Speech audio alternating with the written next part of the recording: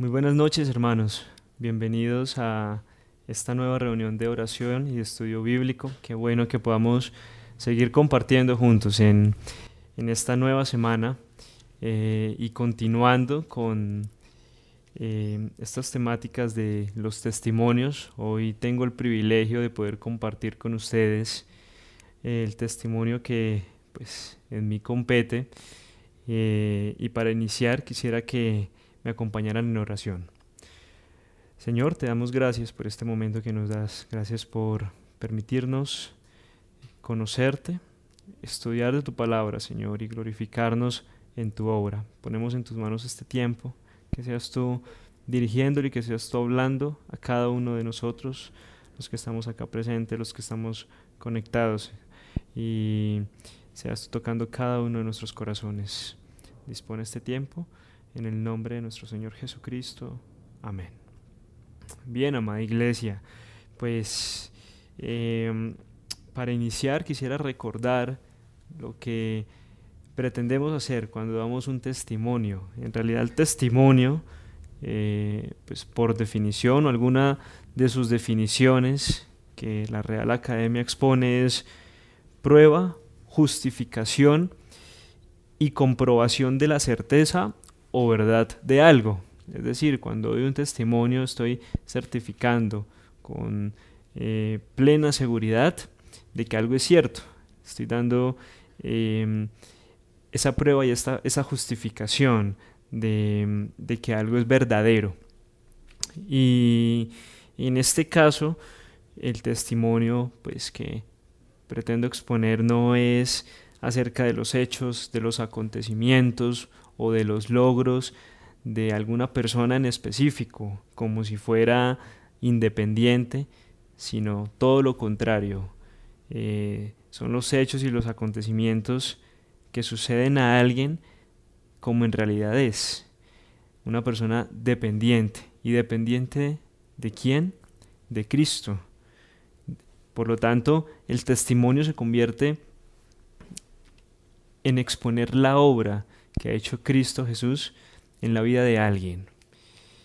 Jesucristo, pues como muchos piensan o como muchos lo pintan, no es un personaje histórico, sino que está tan presente en la actualidad como lo estuvo hace 2000 años, cuando vino al mundo por primera vez, y una muestra de ello es la intervención que ha tenido, la obra que ha hecho y el impacto que ha causado no solo en la vida de las personas o de alguna persona en específico, sino también en el entorno que eso genera. El impacto no es un impacto único e individual, sino un impacto colectivo, porque cuando Cristo obra en la vida de alguien, no obra solo en ella, sino en su familia, en sus amigos y en su entorno social. Y eso es lo sorprendente. San Agustín hablaba acerca de los milagros de Jesús y consideraba que los milagros que él hacía antes, como la resurrección de los muertos, como la cura de las enfermedades, la alimentación de miles de personas, eran milagros sorprendentes, pero no eran milagros tan mayores como el milagro de la conversión de un pecador a la vida cristiana y por ende ganarse la vida eterna por medio de Jesucristo. Eso eran los milagros, son los milagros mayores y los más sorprendentes. Y eso es lo que quiero exponer el día de hoy a ustedes, hermanos. Y para eso quiero tomar como ejemplo este personaje que ven ustedes en la foto, aproximadamente de 11 meses de edad. Y es un ejemplo de vida y de obra en la cual Cristo ha actuado desde mucho tiempo. Permítanme tomar a esta persona como ejemplo el día de hoy, y pues sí, soy yo. Y ustedes pueden ver ahí pues a un niño aparentemente inocente, aunque pues con los zapatos rotos que seguramente demuestran algunas travesuras y no sé, de pronto un poco de inquietud Pero pues uno ve a un niño o un bebé por lo general y uno piensa en alguien inocente, en ternura y en imposibilidad de que tenga maldad alguna en su interior, en sus pensamientos y en sus intenciones. Sin embargo, quiero exponer lo que es el pecado desde su parte más molecular, es decir, el pecado como una molécula que llevamos todos.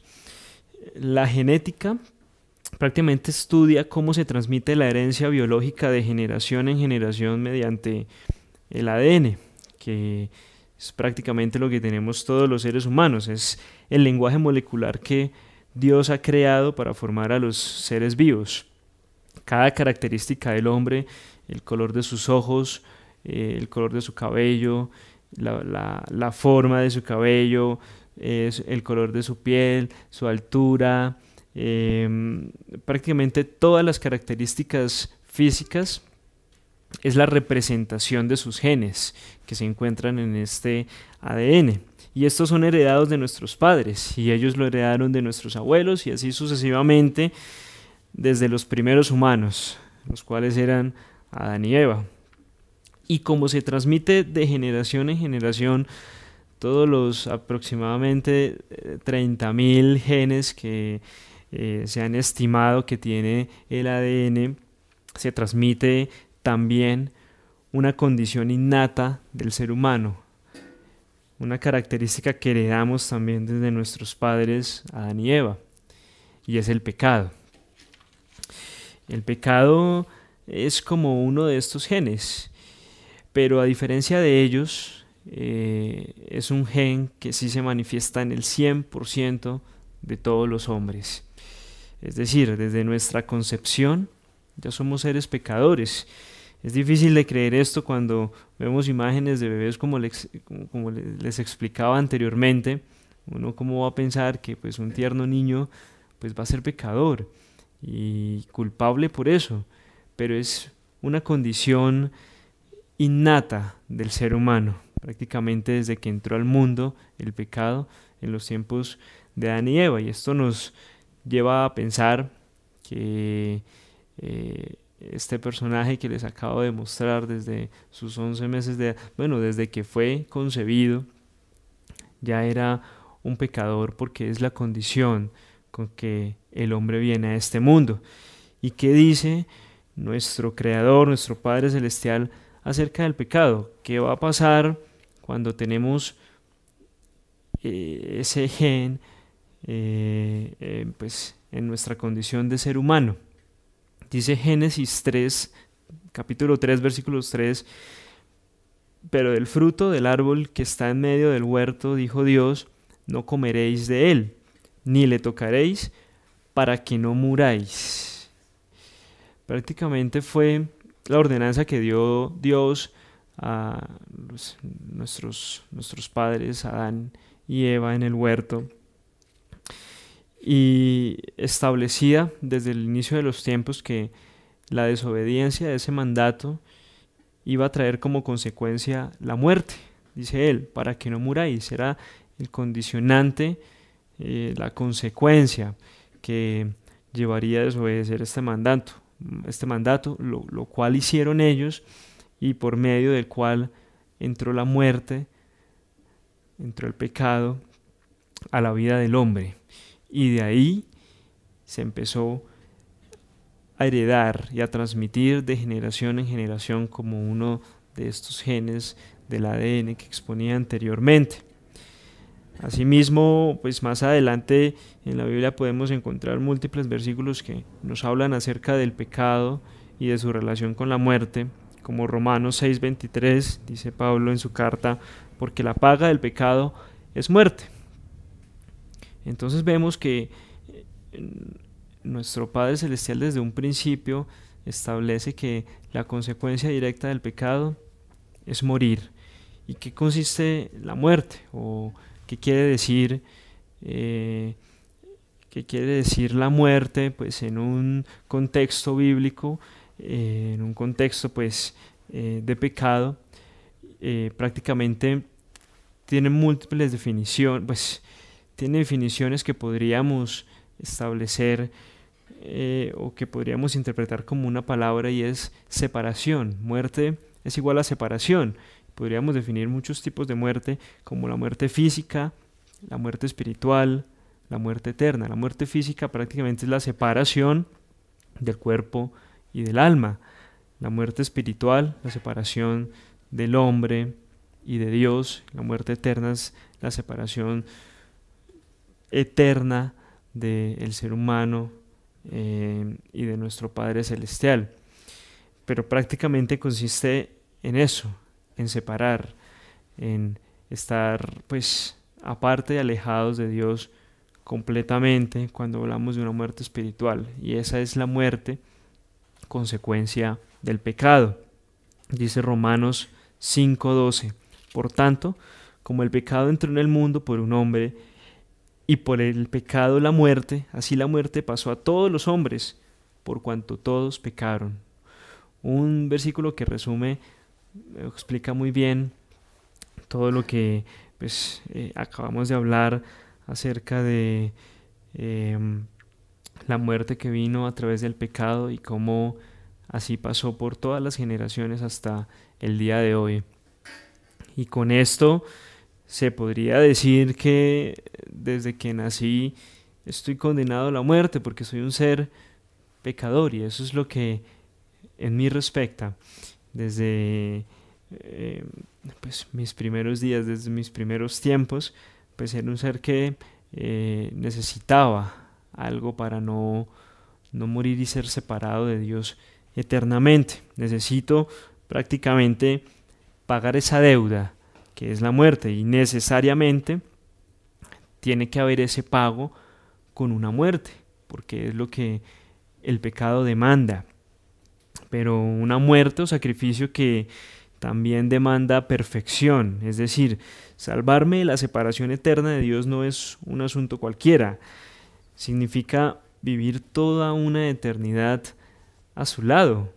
Significa poder prácticamente salvarme y estar con Dios por el resto de mis días en la eternidad. No es un asunto cualquiera, y por eso mismo no se puede pagar con un precio cualquiera, sino que debe ser redimido, debe ser pagado con lo contrario al pecado, es decir, con la santidad, con algo santo, algo perfecto, limpio, sin ninguna mancha. Es lo que demanda Dios en cuanto a pagar ese precio del pecado, que es la muerte. Y ahí empieza el asunto en que uno pues piensa cómo voy a suplir esta demanda que pues desde un principio la he heredado y la tengo que pagar. Y pues yo nací prácticamente en una familia cristiana, y desde mis primeros años estoy expuesto a un contexto cristiano, pero no por pertenecer a una familia cristiana o porque mis amigos sean cristianos, o porque vaya a la iglesia, o porque dé el diezmo, o porque haga cosas. Por todo esto no voy a ser salvo. Por hacer cosas y esforzarme al máximo no seré salvo, porque la salvación no se gana. La salvación no es un premio ni es una recompensa. Los fariseos, por el contrario, hacían muchas cosas y tenían muchas costumbres con las cuales pretendían ganarse las cosas y al parecer ganarse la salvación. Por ejemplo, en Mateo 6:5,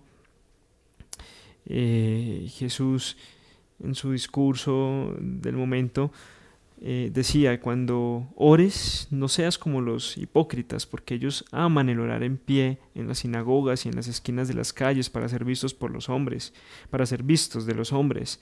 De cierto os digo que ya tienen su recompensa. Y muchos actos así los pretendían hacer con el fin de exaltarse y de estar tranquilos en que con eso aseguraban su salvación. pero no es así. Lo maravilloso es que Dios nos ofrece una solución con respecto a este asunto de la deuda que tengo para poder ser salvo. Y en el inicio de los tiempos fue el sacrificio de un cordero con una serie de condiciones que lo hacían agradable a los ojos de Dios, pero pues era un ritual que debía repetirse y realizarse cada año.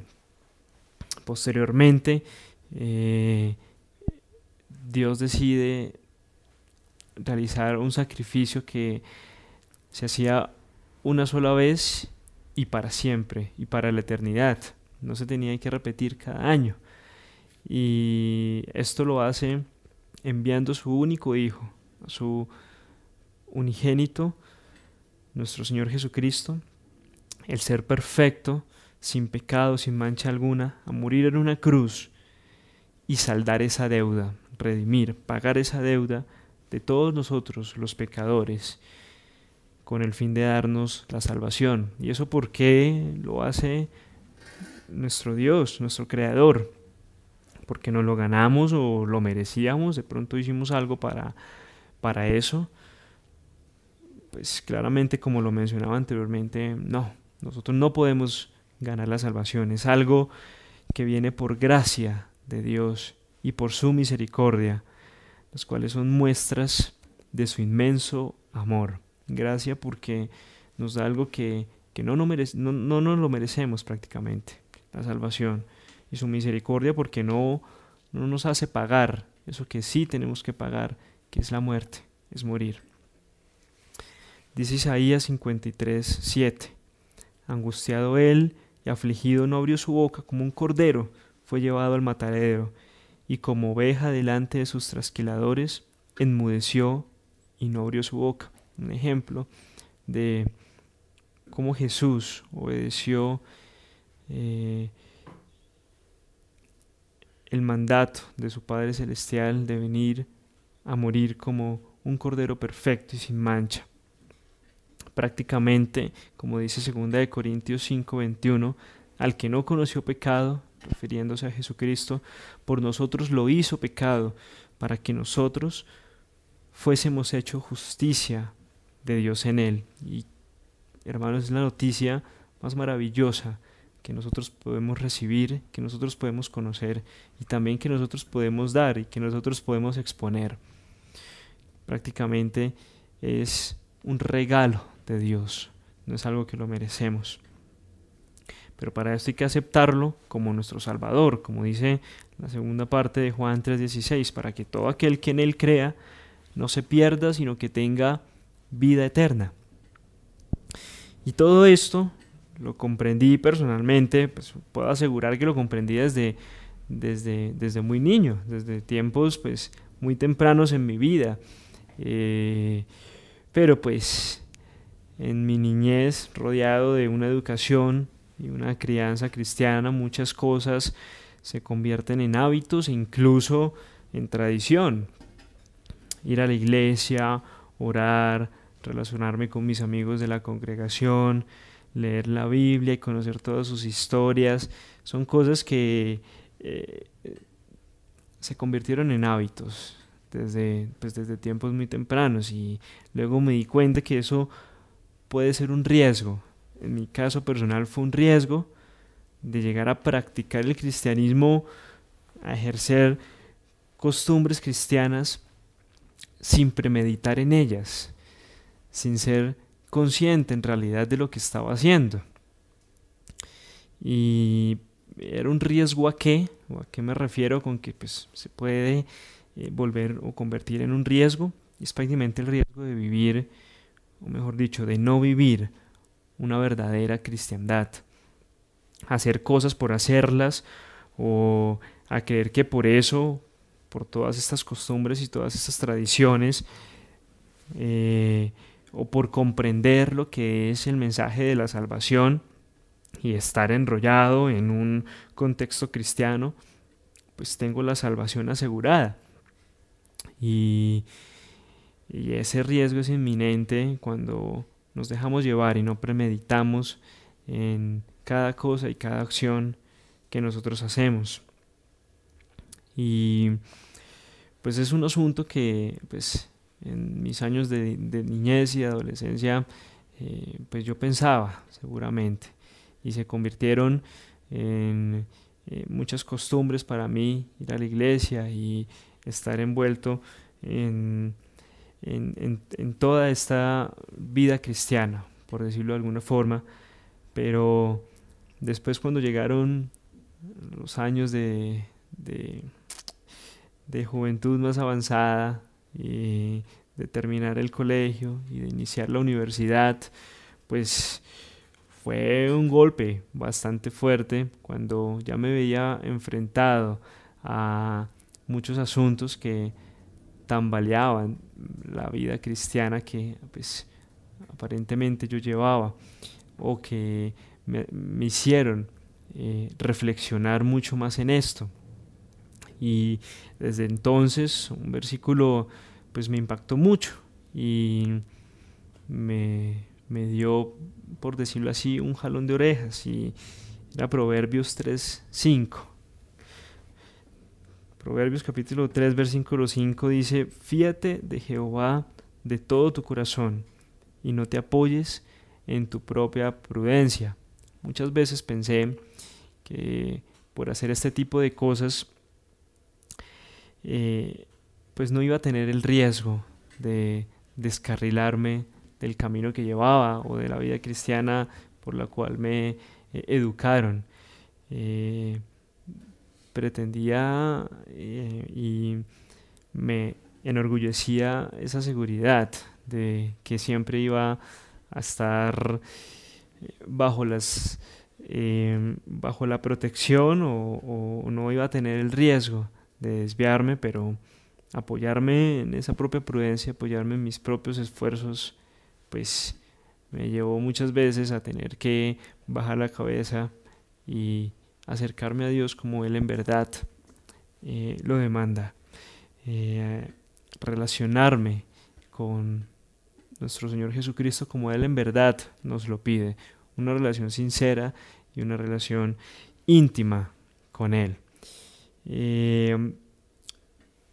Pero la protección de Dios siempre estuvo ahí, y a pesar de que seguramente pasé por muchos errores, estuve pues en muchos riesgos por fiarme en mi propia prudencia, Él siempre estuvo protegiéndome, y como un pastor con sus ovejas siempre está cuidándonos, y lo que Él quiere y lo que a Él le interesa es brindarnos esa salvación, y que nosotros, ofrecernos esa salvación y que nosotros la aceptemos, porque Él quiere eso, que nosotros tengamos ese pleno gozo de vivir la vida eterna con Él, no solo cuando finalice nuestra vida física, sino empezar a vivir la vida eterna desde ya, porque ese gozo se vive desde ya. Cuando terminé mi colegio en la ciudad de Cúcuta, yo soy cucuteño, Dios me dio la oportunidad y me abrió puertas para pues continuar mis estudios acá en Bogotá. Y acá también me dio el gran privilegio de poder hacer parte de la congregación de Aposento Alto Noroccidente. Y haciendo parte de esta hermosa congregación me permitió no solo acercarme mucho más a Él, reflexionar y ser consciente de mi vida cristiana, sino que ya me empezó a exigir muchas más cosas, porque como dice Santiago 2:14, hermanos míos, ¿de qué aprovechará si alguno dice que tiene fe y no tiene obras? ¿Podrá la fe salvarme? Y si un hermano o una hermana están desnudos y tienen necesidad del mantenimiento de cada día, y alguno de vosotros les dice: id en paz, calentados y saciados, pero no les dais las cosas que son necesarias para el cuerpo, ¿de qué aprovecha? Así también la fe, si no tiene obras, es muerta en sí misma. Después de comprender el asunto de la salvación, después de darme cuenta que personalmente tengo que tener una vida íntima y una relación íntima con nuestro Señor Jesucristo, no volver los asuntos cristianos en una tradición y en una costumbre, en un hábito que no tenga premeditación. Después de darme cuenta de eso, el Señor me pone en un contexto en donde me dice que eso no basta. Es decir, la fe sin hacer algo más, pues no es válida, no es útil para Él.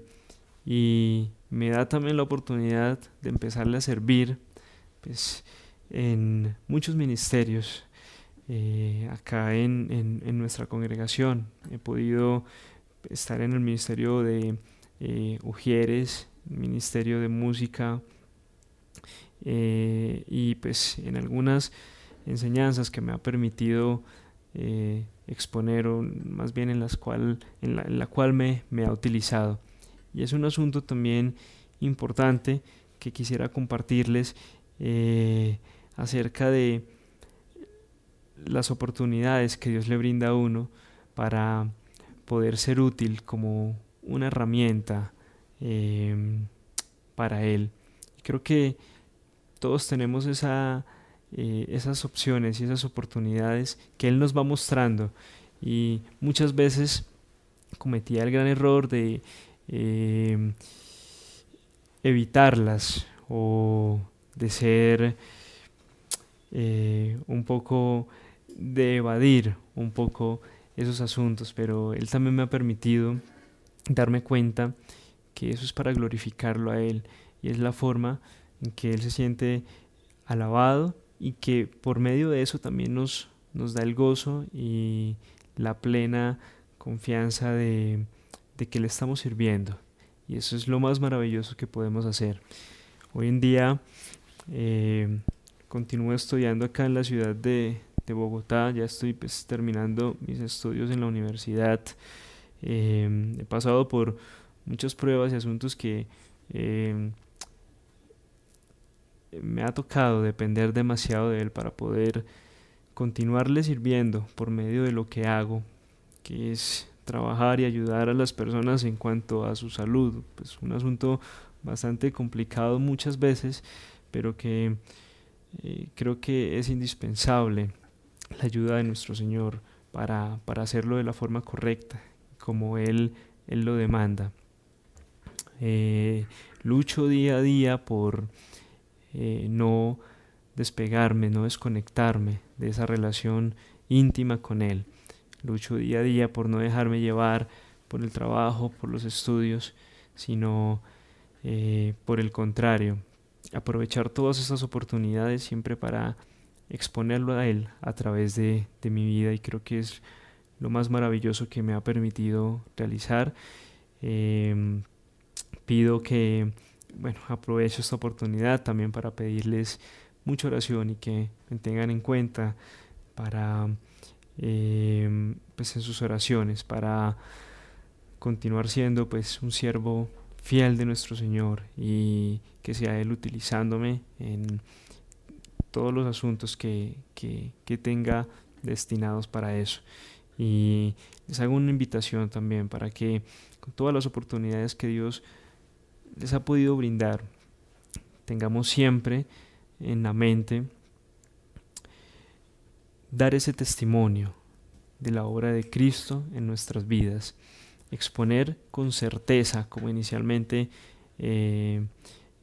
lo comentaba, con certeza y con seguridad, algo verdadero, algo cierto, 100%, que es la obra salvadora que Cristo hace en cada una de nuestras vidas, hermanos. Muchas gracias por su atención, muchas gracias por esta oportunidad también que me han dado de conocerme un poco, y de poder también aceptar mi ayuda en cuanto Dios lo permita. Espero vernos pronto y poder compartir, Dios mediante. Buenas noches, hermanos, y espero verlos también en la próxima reunión. Un abrazo para todos.